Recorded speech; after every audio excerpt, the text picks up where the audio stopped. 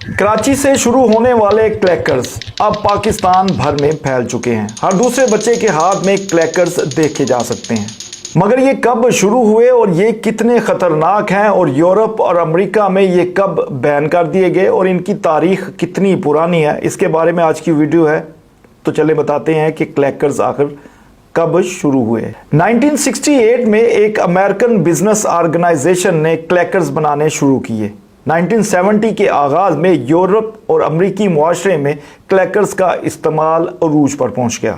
हालांकि इन क्लैकर्स को बाकायदा वजन, रस्सी की मजबूती और दीगर कई चीज़ों को देखने के बाद बेचने की इजाज़त दी गई, मगर एक वक्त में इन बच्चों के लिए यही खिलौना इंतहाई खतरनाक करार दिया गया। इन छोटे छोटे रस्सी से बंधे गए बाल्स को black eyes, nose bleeds, knockers, click clacks, bangers और यहां तक कि इन क्लैकर्स का नाम जो है ब्रोकन बोन्स तक भी कहा जाने लगा, क्योंकि इन क्लैकर्स की वजह से बच्चों को चोटें आ रही थी। उनके नाक की हड्डी यहां तक कि उनके बाजू की हड्डी तक भी टूटने के कई वाकयात रूनुमा हो चुके थे। हालांकि अमेरिकन स्टैंडर्ड के मुताबिक 17 से जायद इकसाम के क्लैकर्स के वजन और मजबूती को टेस्ट किया गया और इनमें से एक आध कंपनी ही इस स्टैंडर्ड पर पूरा उतर सकी, मगर फिर भी इस एक आध कंपनी की वजह से भी बच्चों को खासी चोटें भी आ रही थी। सबसे ज्यादा खतरनाक बात यह थी कि बच्चे इनको दीगर बच्चों के साथ लड़ाई में इस्तेमाल करने लगे थे, जिसकी वजह से तकरीबन बच्चों के हाथ में एक खौफनाक किस्म का हथियार आ गया था। क्योंकि इसकी सबसे बड़ी वजह यह थी कि शुरू के जो क्लैकर्स थे